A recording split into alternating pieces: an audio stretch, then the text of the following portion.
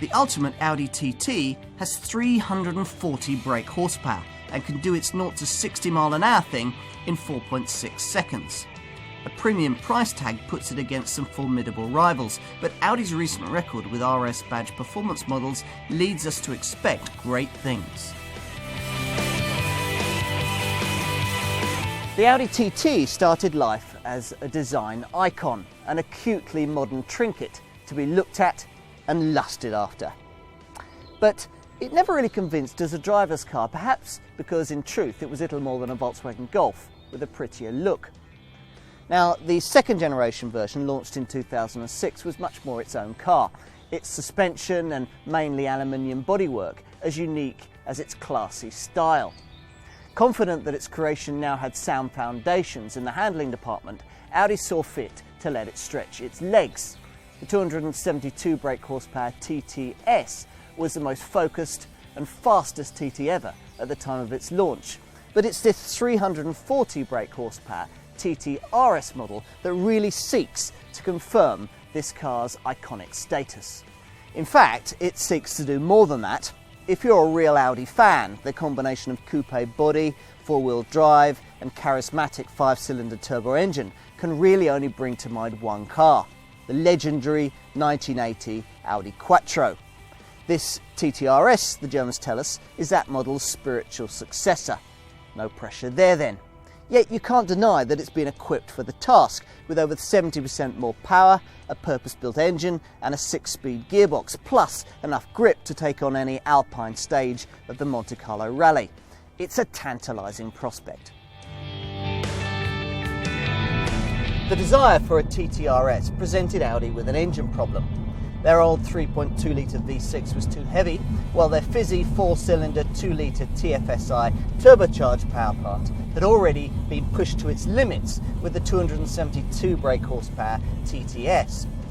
All of which led the Ingolstadt engineers to the same conclusion that they'd reached 3 decades earlier when developing the classic Audi Quattro Coupe, namely that a turbocharged 5-cylinder engine was the best solution. And what an engine it is! You've got 340 brake horsepower and 450 newton meters of torque, all of which spells a rest to 60 capability of just 4.6 seconds. And that's half a second quicker than a Porsche Cayman S. With a power to weight ratio of 240 brake horsepower per tonne, this TT demands respect. It sounds delicious too, especially when you press this sport button, thereby opening a bypass valve in the exhaust system and releasing a deeper, louder engine note that is accompanied by sharper throttle response that enables you to dispatch slower moving traffic as if it wasn't there. 30 to 70 miles an hour takes just 4.4 seconds. Now you marshal it all via this short, snappy 6-speed gearbox that feels a lot more driver connected than the slightly artificial feeling power steering.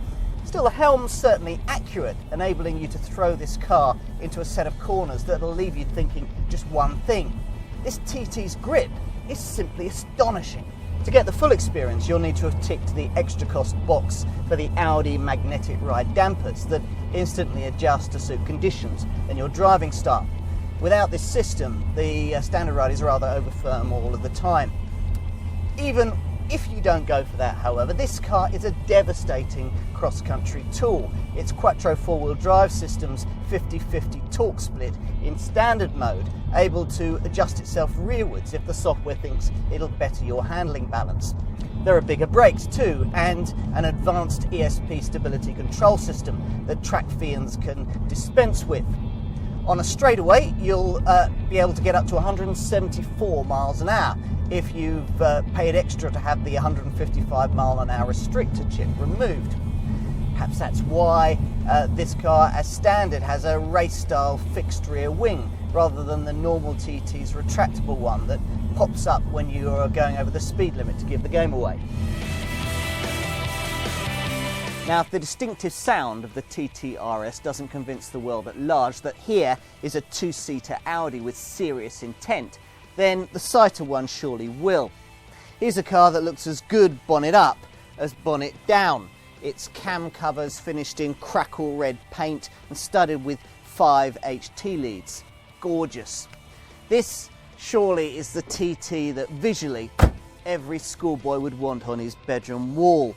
The front air intakes yawn, the wheel arches bulge, you've got 69% of this bodywork fashioned from aluminium, and a dramatic rear wing to give bystanders something to remember you by as you hurtle off down the road, though it doesn't actually give you any more downforce than the standard TT's retractable wing. Now, Audi has got slick interiors down to a fine art, and this TT RS employs the alloy pedals, flat bottom steering wheel and leather RS branded sports seats that we've become used to seeing in the quickest cars from the brand's stable.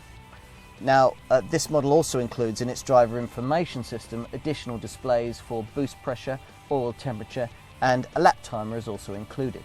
Now, as with the standard TT Coupe, these rear seats are almost useless for adults due to the restricted headroom and the lack of foot space. And not surprisingly, if you opt for the pretty roadster version, they don't exist at all. Now, that drop top offers just 250 litres of luggage space, but at least in this coupe model you get a bit more. 290 litres with all the seats in place, or 700 litres if you fold them down.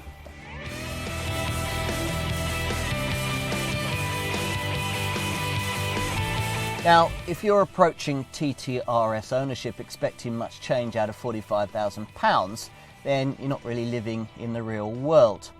Still, the same is true of Porsche's Cayman S, a car that offers you 20 brake horsepower less. Go for the TT RS Roadster rather than this pretty coupe, and you're looking at a premium of around £2,000. Now, that drop top is a car that faces much stiffer competition than this coupe version. This coupe can comfortably see off, I think, rivals like BMW Z4 S-Drive 35IS or Mercedes SLK 55 AMG, and both of those are pricier.